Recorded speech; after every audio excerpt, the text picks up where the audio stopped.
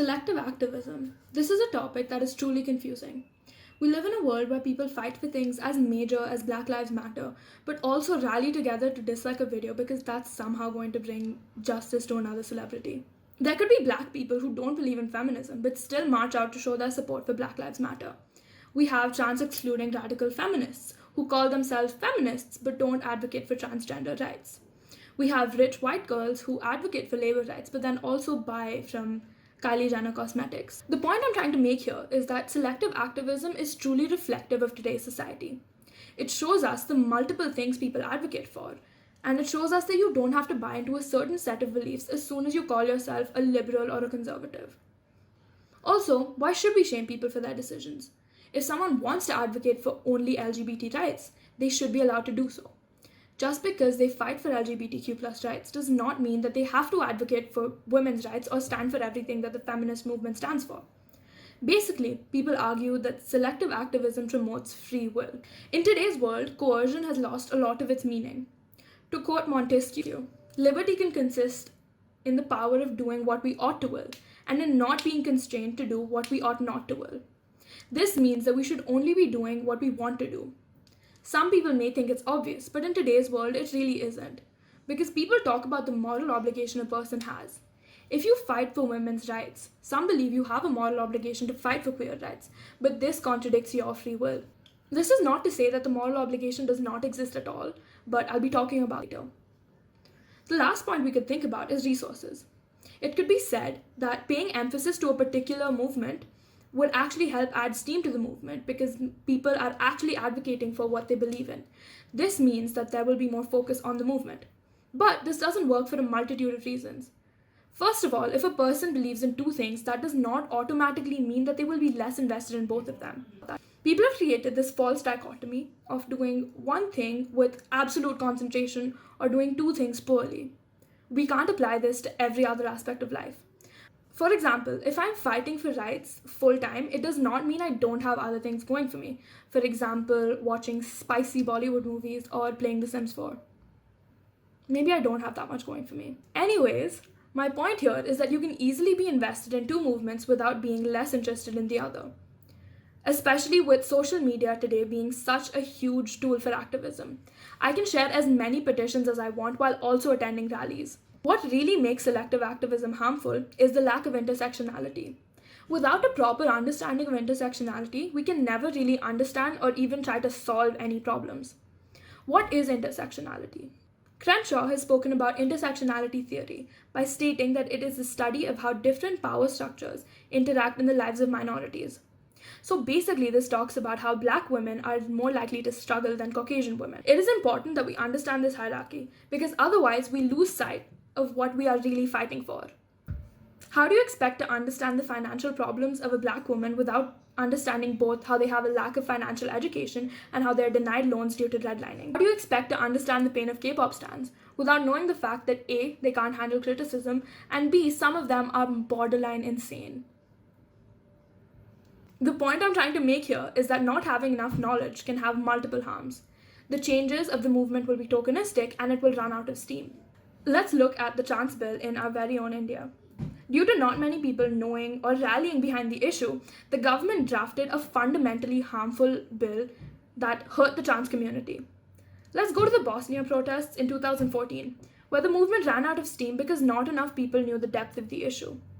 This means not knowing about the issue will result solely in tokenistic change, or no change at all, and we can't settle for that. Another thing that tends to happen with selective activism is that it becomes a trend. This can look like a celebrity putting up one Instagram story and all of it boiling down to a sad PR stunt through virtue signaling. Some of you might be thinking, why is this problematic? Because it leads to misrepresentation of the movement. It does not truly show what the movement stands for, and then the narrative becomes whether the movement should exist or not. We start to get mindless debates about whether Black Lives Matter should exist or not. Television turns into Tucker Carlson saying things like the rioters are ruining the USA. You know what the worst part is about all of this? Tucker Carlson. I hate that guy with all my heart. Like, can you read your script without making it sound like an absolute lullaby? Imagine this guy and Ashton Kutcher in a gay rom-com. Oh wait, that would never happen because of Tucker Carlson's traditional beliefs. And that would be the worst thing ever since the Emoji Movie. And that movie was shit. Literally. Getting back to what I was saying, these movements lose any sort of nuance. Instead of having an educated discussion on whether we should implement the quota system or not, we have people saying feminism is a hoax and this is not how we get progressive change. Only from truly understanding intersectionality and being informed about an issue will you be able to bring actual change.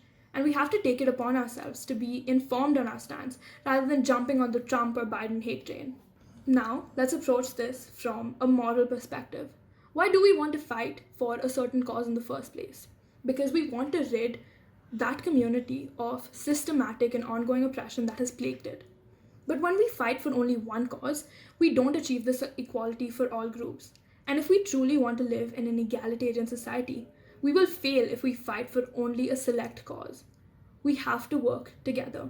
This is because every movement is going to have an opposition. This could be in the form of the people, the government, the system itself, but there are always oppressors in society. But unless we unite and really fight to bring change, we will always fail and we will never achieve what we want, and society will continue to stay the way it is. Imagine this: 10 people fighting for a movement versus 100 people fighting for it. Amplified voices mean more change, and that's what we need to achieve. At the end of the day, it does not matter where you fall on the political compass, whether you're a libertarian, conservative, liberal. You only believe in the existence of a certain movement or have your own moral compass that creates your unique set of views. Whatever it is, you make sure you make an informed decision. Let's stop jumping on bandwagon. Thank you, and that's all from Tesseract News today. Let's go! Saying things like the rioters are ruining the UN in the USA. Same thing. What makes this worst? Worst. Imagine that guy and Ashton Kutcher in a gay rom-com. In a gay rom-com. Why can't I say that? In gay rom-com. Fall on the political compass. Whether you're a libertarian, conservative, librarian, I don't know what I was about to say. At the end of the day, we don't set of views. Whatever it is, you make sure